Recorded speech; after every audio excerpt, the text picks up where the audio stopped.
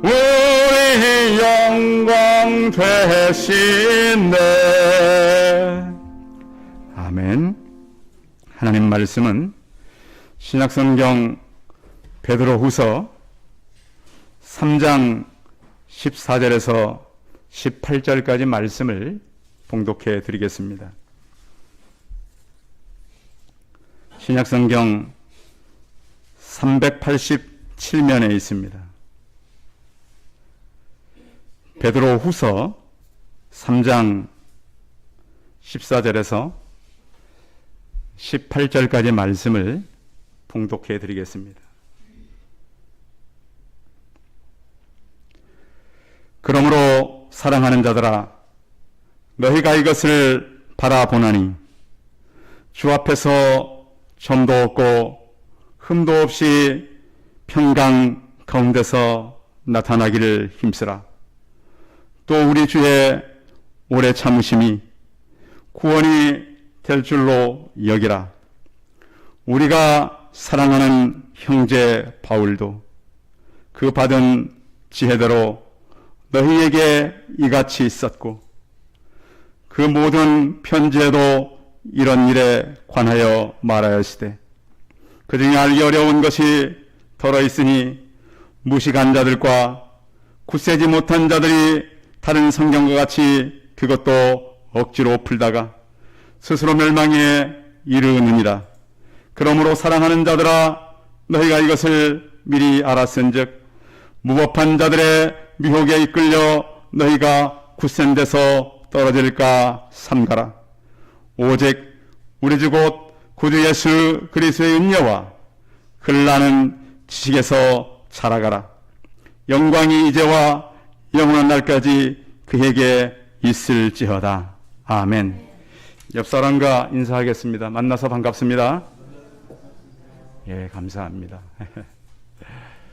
주일을 이렇게 만나서 반갑고, 또 먼 데서 오신 가정이 여러 가정인데, 하나님께서 여러분들이 교회를 찾아오시는 동안 하나님 앞에 드려지는 시간들이 헛되지 않고 많은 열매와 또 하나님께서 주시는 이후의 상급들이 더 크시기 바랍니다. 하나님은 우리가 하는 적은 것도 다 기억하시고 그것을 보시고 상 주시기를 기뻐하시는 하나님이십니다. 요즘에는 이제 사람들이 그 속도에 대해서 굉장히 관심이 많습니다. 가령 이제 올림픽 같은 걸 하게 되면 그 선수가 이전 선수보다 얼마나 빨랐느냐, 그거 많이 측정하지 않습니까? 그래서 뭐 세계 기록, 또 그것도 안 되면 뭐 아시아 기록, 또 무슨 대한민국 기록, 이렇게 해서 사람이 점점 그 어떤 시간을 단축해서 할 수 있다. 그런가 하면 그렇게 이제 보이는 시간의 빠름 속에서 사람들이 생각하는 사고는 한쪽으로 치우치면 한쪽이 약해질 수밖에 없죠. 그래서 빨리 어떤 성과를 이루고, 요즘에도 그 성과가 얼마나 중요합니까? 예, 그래서 이제 뭐 최근에 지금 제가 쓰는 카드 회사에서 고객께서 지난 분기 동안 이렇게 썼는데 좀 더 쓰면 우리가 10% 이내에 뭘 제공해 드립니다. 그럼 뭐 하라는 거죠, 저한테? 돈 쓰라는 거예요. 그래서 제가 쓸 돈이 있어야 많이 쓰죠. 근데 뭐냐면 자꾸 이렇게 비교해서 좀 더 수적인 어떤 그 상위의 어떤 그 목표에 이르면 더 제공하겠다라는 건데요. 이렇게 사람들은 어떤 성과, 숫자, 이렇게 이제 관심이 많은데, 성경은 우리를 그런 보이는 것이 아니라 더 보이지 않는 깊이로 내려가게 하는 책이에요. 그래서 요즘에도 보면 세계 그걸 마천루라고 하는 그 건물들이 얼마나 많이 높이 지어집니까? 그래서 이제 가면 갈수록 거의 1km, 2km까지도 가능하다니까요. 지상으로. 지금 현재 과학으로. 그러니 얼마나 사람들이 보이는 것에 많이 관심이 있을까요? 대한민국이 한참 이제 그 경제개발 할 때 그런 일이 있었습니다. 저쪽에 이제 그 70년대에 이제 개발도 하다 보니까 이제 문화재들이 막 같이 집들과 섞여져 있는 거예요. 그래서 이제 저 경주 쪽에 이렇게 큰 무덤들을 파다 보니까 무슨 일이 생겼냐면 황금보검이 발견된 거예요. 그때 그 박정희 대통령 시대에. 그러면 이것이 도대체 어떻게 만들어졌는가? 근데 그 물건이 대한민국 물건일까요? 다른 나라 물건일까요? 다른 나라 물건이에요. 한국 문화에서는 도저히 그런 문양과 그런 보석을 끼워 넣을 그런 기술이 없었어요. 그때 신라시대 때. 그럼 도대체 이 황금보검이 어떻게 이렇게 이 땅속에 묻혀 있는가? 조사를 했더니 대한민국에서 한 5,000km 되는 곳에서 온 거예요. 가보니까 거기에 저쪽에 러시아 끝쪽, 유럽 쪽 거기에서 만들어진 것인데 문형과 모습이 똑같아요. 우리나라는 그런 게 없어요. 그러면 생각해 보세요. 1,000년이 넘는 그 역사 이전에 우리 이 땅이 어디하고 연결됐다는 거예요? 저 유럽 끝과 계속 왔다 갔다 했다는 거예요. 그래서 사람들이 와, 우리 대한민국은 뭐가 없는 줄 알았더니 이미 오랜 역사 가운데 그 깊은 땅을 팠더니 이런 것들이 있었다는 걸 보고 우리가 그냥 살았던 사람들이 아니구나. 그래서 최근에 보면 이제 우리 땅 속에서 이게 내는 이렇게 도자기 같은 걸 보면서 왜 대한민국이 IT 강국으로 갈 수 있는가를 측정한대잖아요. 그 도자기 문양 같은 것은 상상한대요. 꽃과 나비가 같이 막 그려지는 그림들은 세계 어디 내놔도 빠지지 않는 작품들이래요. 어떻게 그 전에 우리 조상들은 꽃과 나비를 연결시켜서 이런 문양을 만들어낼 수 있고 그 빛깔 이런 것들을 만들 수 있었는가? 그래서 그런 깊은 사고의 정신이 오늘날 대한민국의 IT 기술을 만들어냈다는 거예요. 그러니까 모든 일은 속도가 중요하지만 그 밑에 뭐가 깔려 있어야 된다고요? 사고. 깊은 사고가 깔려있지 않은 곳에 그 사고는 바로 역사성입니다. 그래서 오늘 이 베드로 사도가 이제 베드로 후서를 쓸 때는 그의 인생에 모든 경험들을 겪은 거예요. 겪고 나서 이제는 그 남아있는 핍박도 많고 환난도 많지만 이 다음 세대들에게 내가 무엇을 얘기해야 되나 하고 마무리를 하는 것입니다. 그 아이들이 자라면서 문제를 이렇게 해결할 수 없는 문제를 만나면 누구를 쳐다보죠? 이렇게 올라가다가 이렇게 못 올라가고 그러면 누굴 쳐다봐요? 뒤에 있는 부모님 쳐다봐요. 어떻게 해달라는 거죠? 도와달라는 거죠. 그럼 부모님은 가만히 있습니까? 조치를 합니까? 조치를 하죠. 절대 가만히 있는 것은 아저씨지 부모가 아니에요. 자, 위기를 만나 애가 울고 있으면 부모는 어떡합니까? 너 울고 알아서 해라 그럽니까? 부모님은 가서 조치를 해주면 근데 지나가는 아저씨들은 잘 안 해요. 지나가는 아주머니들 안 한다고. 부모가 한단 말이에요. 그러면 부모는 그 일을 하면서 아이고 이 못된 놈 그럽니까? 도와줬다라고 하는 뿌듯함이 있습니까? 뿌듯함에 있는 것이 바로 부모의 심정입니다. 하나님도 그렇다는 거예요. 하나님도 그의 도움을 구하고 하나님께 기도하고 어려울 때 하나님을 바라보는 자들을 도와주면서 하나님도 만족함을 느낀다는 거예요. 우리 스스로 물론 할 수도 있지만 하나님은 모든 것 위에 우리와 함께 하시면서 하나님의 도움을 구하는 그런 성도들에게 돕고 상 주시기를 바라는 그런 살아계신 하나님인 것입니다. 자, 그래서 우리는 어려울 때에 사람들을 이렇게 만나보면 1월 첫날이면 사람들이 뭐 하러 가죠? 동해안에 막 많이 몰려가잖아요. 뭘 보러 가는 거죠? 네, 일출. 근데 전 어느 분이 그랬어요. 아니, 저거 2일날 뜨는 거나 3일날 뜨는 거나 1일날에 무슨 의미가 있는가? 근데 사람들에게 뭐가 있는 거예요? 시작이라는 의미가 있는 거예요. 시작.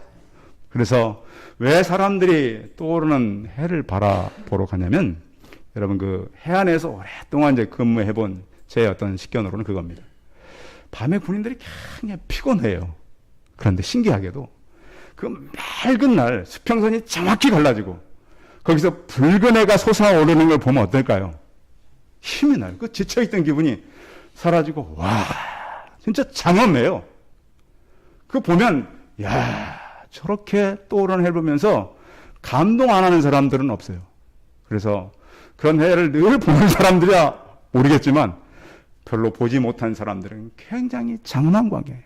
또 요즘에는 사람을 미쳐서 깊은 산골 같은 데 들어가잖아요.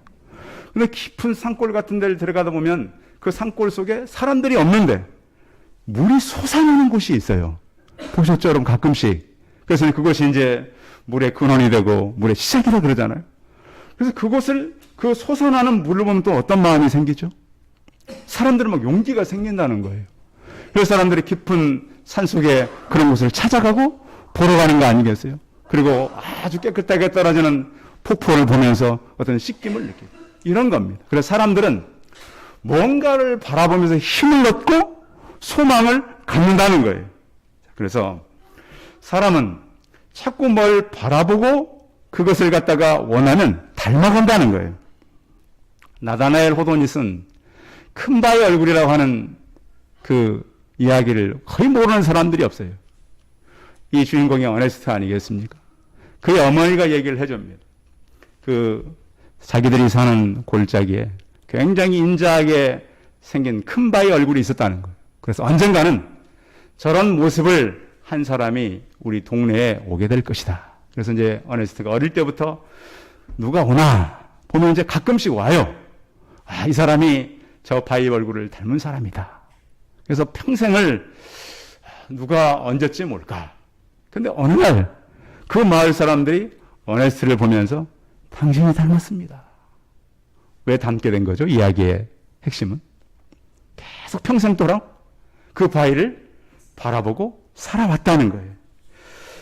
우리는 오늘 이 베드로가 그의 어떤 생애를 마치면서 마지막 펜을 들어서 하는 얘기가 바로 예수를 바라보라는 거예요. 우리가 살고 이렇게 지내면서 굉장히 바쁜 시간들을 보내잖아요. 근데 우리는 세상을 바라볼 시간, 일을 바라볼 시간은 많지만 예수를 바라본다라고 하는 것은 드문 일이죠. 그렇죠. 근데 삶 속에서 이제는 바라봐야 된다. 그래서 오늘 본문과 그 이전에도 여러 번 반복돼요. 그 앞에 12절에도 하나님의 나라 임하기를 바라보고 13절에도 새하늘과 새 땅을 바라보고 오늘 본문 1절 14절 읽어볼까요? 14절 시작. 그러므로 사랑하는 자들아 너희가 이것을 바라보나니 주 앞에서 점도 없고 흠도 없이 평강 가운데서 나타나기를 힘쓰라. 아멘. 그래서 늘 예수 그리스도를 바라보고 살아가라는 거예요. 이 이야기 가운데 이 베드로의 하나의 경험이 있어요. 사도행전 3장에 보면 베드로와 요한이 기도하기 위해서 성전에 올라가는 이야기가 나와 있어요. 자, 성전에 올라가는데 성전 미문에 누가 앉아 있었죠? 안진뱅이가 앉아 있었어요. 성경을 자세히 보면 안진뱅이가 먼저 쳐다볼까요? 베드로와 요한이 먼저 쳐다볼까요? 그렇습니다. 왜 먼저 쳐다보게 됐을까요? 그렇죠. 누가 자기를 도와줄까? 전에 그런 프로가 있었어요. 한 끼 줍쇼. 기억나십니까? 전혀 모르는 집에 가서 밥 한 끼 달라고 하는 프로그램을 하는 그런 거였는데, 가가지고 이제 그 주인이 주면 얻어먹고 숟가락만 들고 가는 거죠. 그런데 한 제게 가서 보니까 그날 마치 수요일 날이었어요. 저녁에. 밥 먹을 때 들어가야 얻어먹을 수 있는 거거든요. 그곳은 이상하게 그 교회를 가는 분들이 많더라고. 그래서 수요일 저녁에 갔는데 주인이 나오니까 와, 주인이 나와서 이제 먹을 수 있겠다 하는데 어디 간다는 거예요? 교회 가야 됩니다. 그래서 저는 그걸 무슨 생각했냐면 그렇지. 육신의 양식도 중요하지만 영의 양식도 중요하지. 그런 생각을 텔레비전을 보면서 갖게 됐습니다. 자, 이렇게 안진뱅이가 베드로 요한을 바라봤는데 보면서 아마 그 마음 가운데 뭐가 있었을까요? 오늘 저 사람들을 통해서 내가 무엇을 얻을까 하고 바라본 거예요. 그런데 성경에 보면 이렇게 말씀하고 있어요. 베드로와 요한으로 더불어 주목하여 가로되 우리를 보라 하니.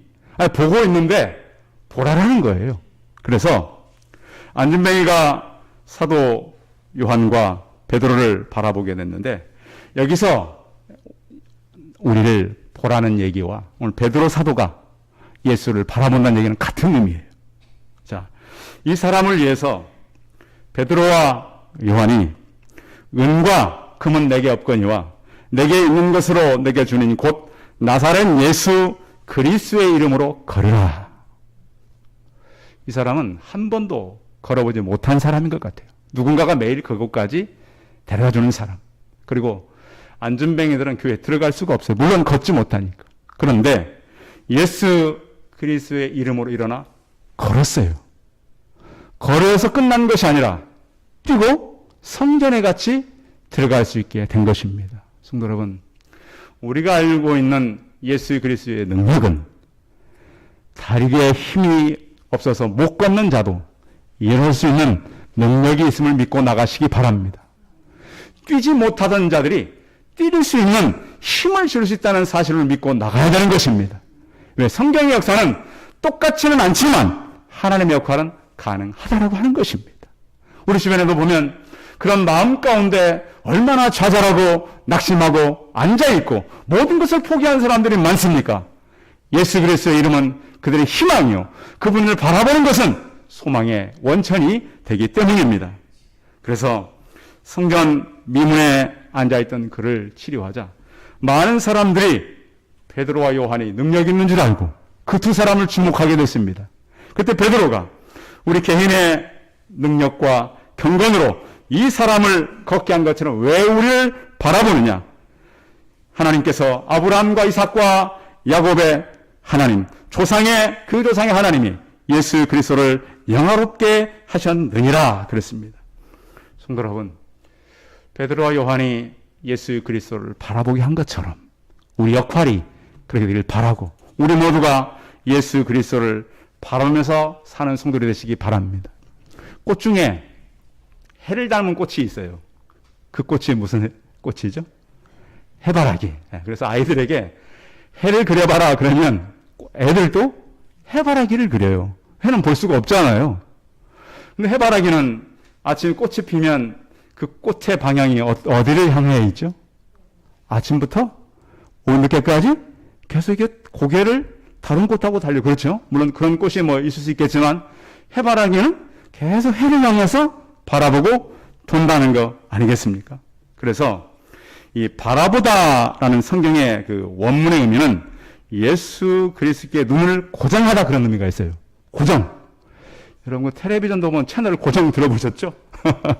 그래요. 그렇듯이 바울이 오늘 그 베드로가 말하는 예수 그리스도를 바라본다라고 하면은 우리의 눈을 그에게 고정시킨다. 그리고 또 눈을 고정시킬 때는 마음이 두 가지만 안 돼요.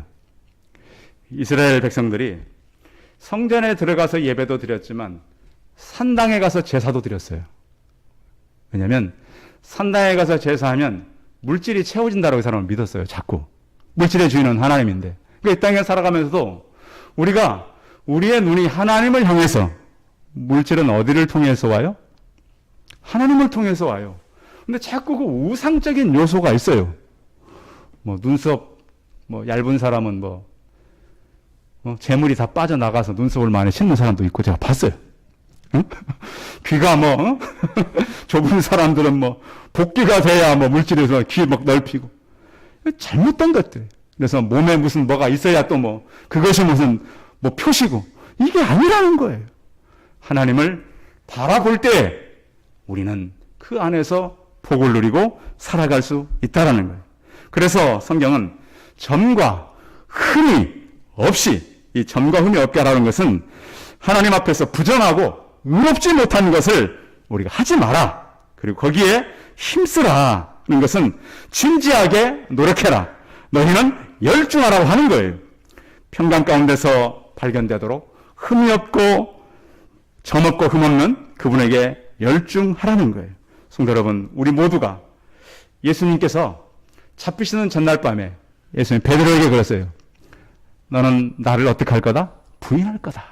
그래서 시험에 들지 않게 해서 깨워서 기도하라. 제 아들이 기도했나요? 안 했어요. 베드로 안 했어요. 잘 생각해봐요. 왜 예수를 바라보러 가냐면 잠자다 갑자기 이 천부장 또 유대 지도자들이 몰려오니까 칼 들고 남의 귀 잘랐어요. 갑자기 얼떨결에. 그러나서 얼떨결에 도망갔다가 예수님 잡혀가니까 성경에 보면 멀찍이 따라갔다 그랬어요. 그게 이제 베드로가 생각나는 것이죠. 그를 바라보고. 그래서 먼 데서 예수님 얼굴을 마주쳐요. 둘째다가 그때서 회개하고 통곡하는 거예요. 그래서 내가 계속 예수님을 바라봤어야 되는데 둘째다가 부인하고 나서 예수님 얼굴 보고 그 말이 생각나서 나가서 통곡하게 된 거죠. 계속 바라봤어야 되는 거예요. 성도 여러분, 우리가 세상에 살면서 물론 실패할 수 있고 미끄러질 수 있어요. 그러나 실패를 하더라도 그 자리에서 예수 그리스도를 고정해서 바라보시기 바랍니다. 이렇게 바라보고 또 한 가지는 왜 그러면 예수님은 빨리 오질 않는가? 자, 거기 15절 말씀 같이 읽어봅니다. 15절 시작.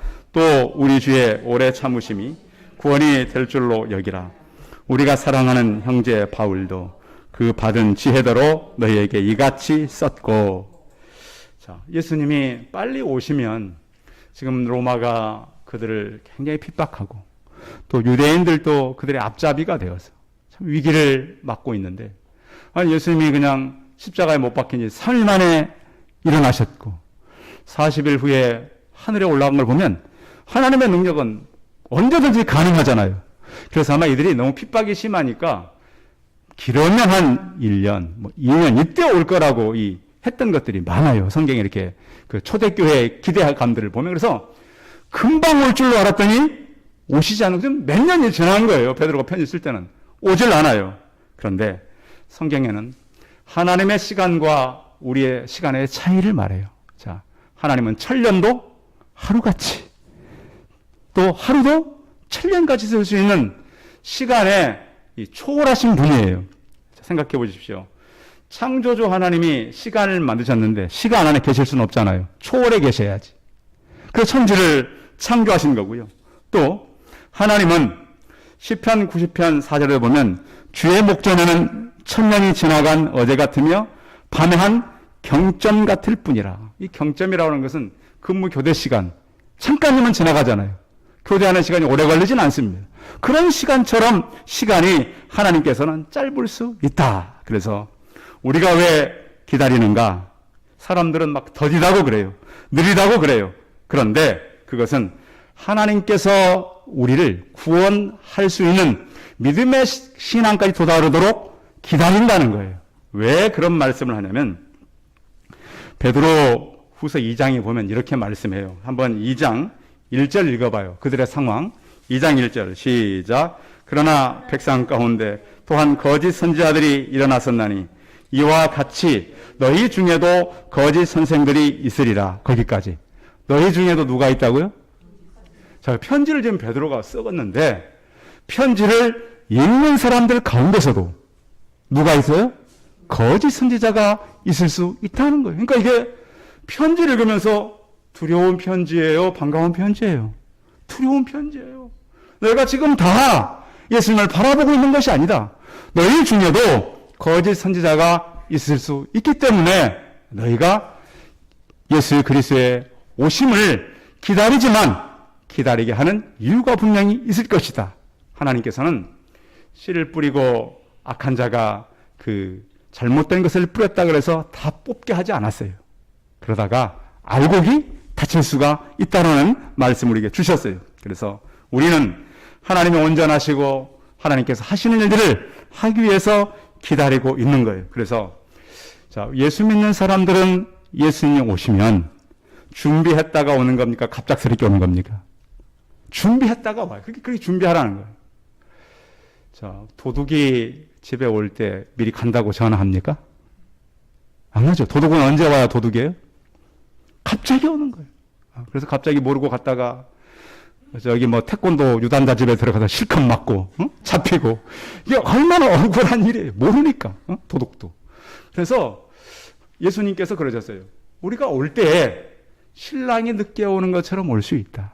깨어있는 등불을 준비하고 있는 처녀들처럼 지혜롭게 준비하고 있다가 그 예수 그리스도를 만나라. 그래서 그날은 요한계시록에 나와 있듯이 모든 것이 드러난다. 아까 우리 장로님께서 기도했지만 사람들은 다 감추잖아요. 막 감추는데 어때요? 요즘 우리가 뉴스 보면 다 드러나게 돼 있어요. 하나님은 그러신 분이에요. 그래서 제가 지난주에 저희 건물에 사시는 시인 한 분 만났는데 그분이 준 시 속에 이런 글이 있었어요. 인간은 파멸당할 수 있으나 역사는 패배하지 않는다. 역사의 주인이 누구죠? 하나님이세요. 하나님이시라고요. 사람들은 자기의 어떤 의지를 가지고 사람들을 갖다가 유혹할 수도 있고 남의 것을 빼앗아 버릴 수도 있고 악한 일을 할 수 있어요. 그런데 이 모든 것들이 다 드러나는 때가 있다. 그래서 하나님께서는 그때를 기다리고 우리 신앙은 성숙하기 위해서 기다리는 겁니다. 혹 여러분 주변에 예수님이 언제 오신다.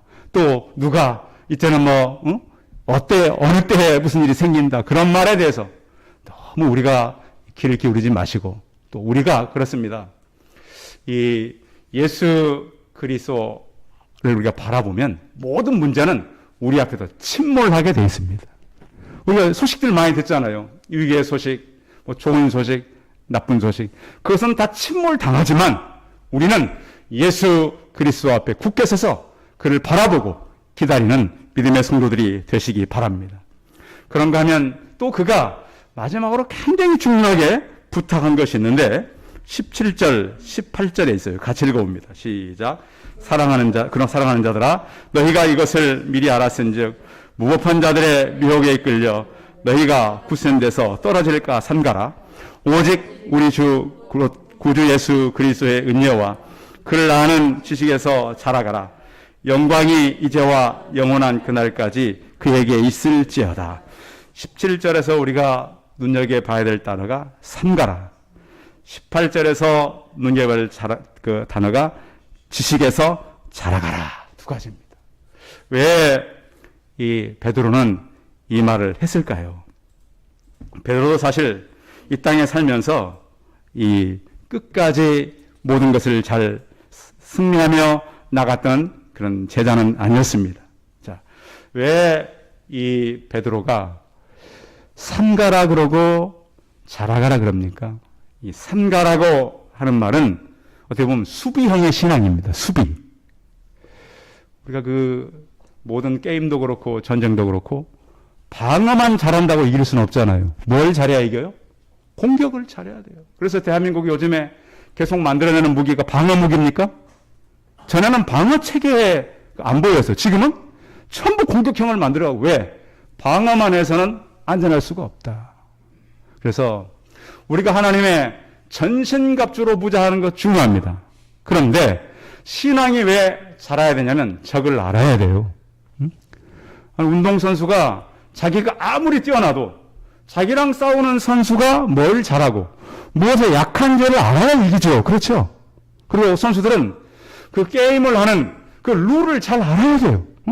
아무리 열심히 잘한데도 그 게임에 그 룰 있잖아요. 밟지 않아야 될 선. 그런 것들을 밟으면 다 탈락되는 거 아니겠습니까? 그래서 전에 이 대한민국에서 이게 이 올림픽 할 때도 어떤 선수는 버스를 잘못 타가지고 게임에 지각했어요. 그럼 그게 인정될까요? 지각하면 그러면 그 사람 그냥 나중에 할까요? 그거 아니에요. 지각하면 그것도 안 된다는 거예요. 그렇듯이 우리가 이 땅을 살면서 우리가 가져야 될 영적 지식이 있어요. 베드로가 실수했던 것이 그것이었어요. 베드로가 이방인하고 밥을 먹다가요. 유대인들이 오니까 밥 먹던 자리에서 도망가요. 왜? 유대인들이 나를 보면 유대인들은 다 이방인하고 밥 못 먹게 돼 있고 그들과 자면 안 되고 같이 결혼하면 안 돼요. 그럼 나를 오해할 거 아닌가? 근데 분명히 사도행전에 보면 베드로가 보자기가 내려올 때 잡아먹으라. 역사를 자기가 기록을 했고 알아요. 그랬던 베드로가 이방인들하고 식사하다가 유대인들이 오니까 식탁에서 도망갔어요. 그것을 보고 나중에 사도 바울이 어떻게 책망을 하냐면 갈라디아서 2장 14절에 이렇게 책망합니다. 그러므로 나는 그들이 복음의 진리를 따라 바르게 행하지 아니함을 보고 모든 자 앞에서 게바에게 베드로에게 이르되 내가 유대인으로서 이방인을 따르고 유대인답게 살지 아니하면서 어찌하여 억지로 이방인을 유대인답게 살게 하려느냐 하노라. 그러니까 이 베드로는 믿음의 대선배예요. 바울에 의하면 사도고요. 물론 나중에 바울도 사도를 했지만 대선배를 공개적으로 아주 혼내는 거예요.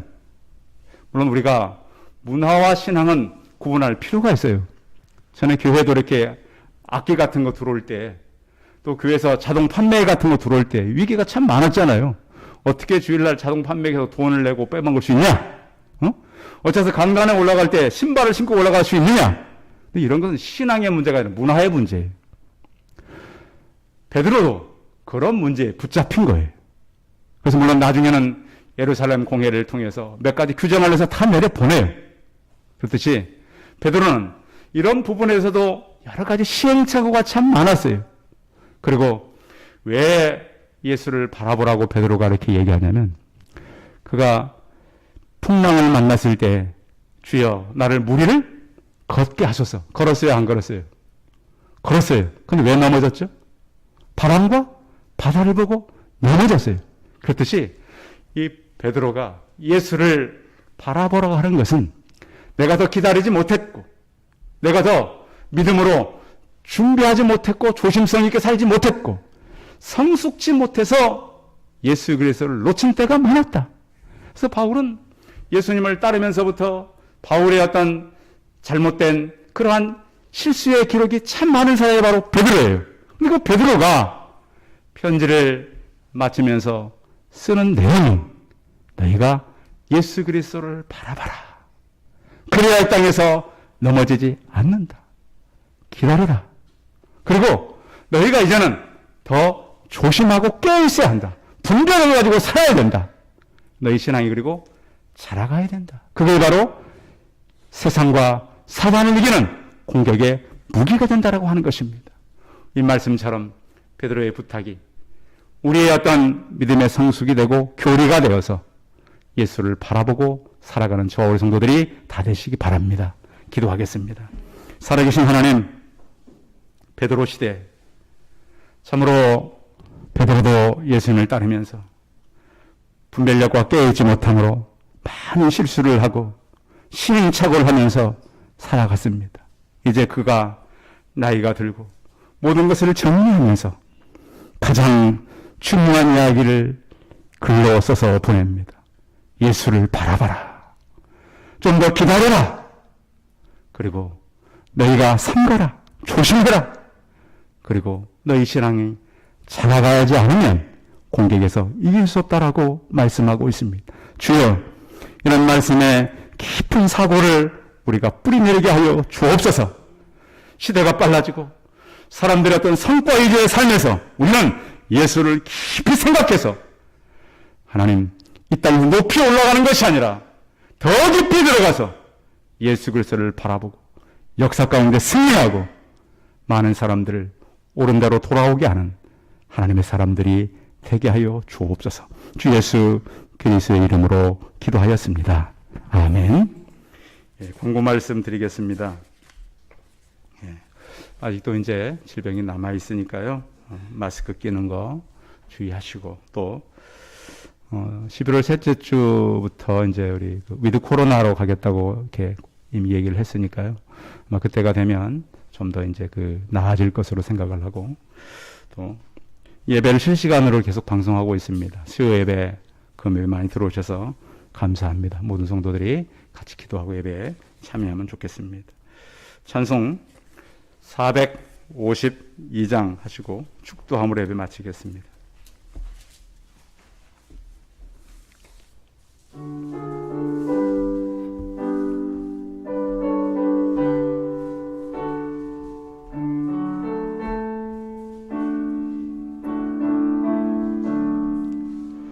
내 모든 소원 기도의 제목 예수를 남기 원함이라. 예수님 영상 나 입기 위해 세상에 복이 졌네. 예수를 남기 내가 원하네. 날 구원하신 예수님을 내 마음속에 지금 넣어놓사 주님의 형상 인치소서.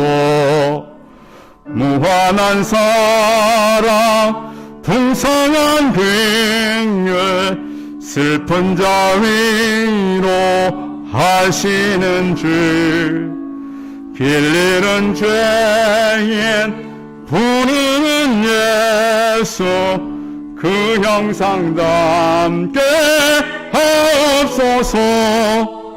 예수를 남기 내가 원하네.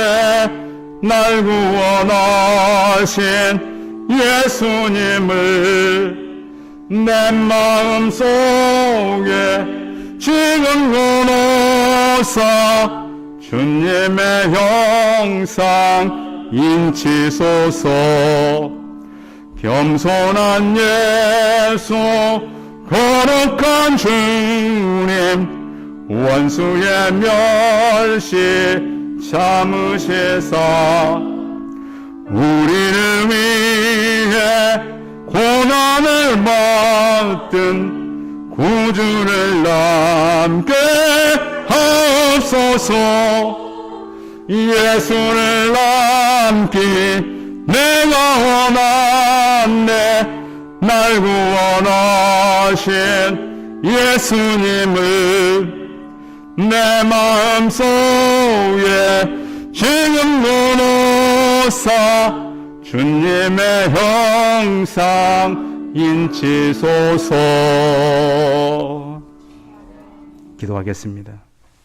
이제는 우리 주 예수 그리스도의 은혜와 하나님 아버지의 무한하신 사랑과 성령의 교통하심이 예수를 바라보며 우리 앞에 모든 것들이 침몰하고 기다리며 깨어있고 분별력을 가지고 더 성숙해져서 세상의 어떤 사고와 어떤 이론과 어떤 지식 앞에서도 예수 그리스도께 고정되어서 이 마지막 시대를 믿음으로 살며 예수를 바라보는 우리 성도들의 머리머리 이해와 이들의 가정과 자녀들과 일터와 사업터 위에 영원토록 함께 있을지어다.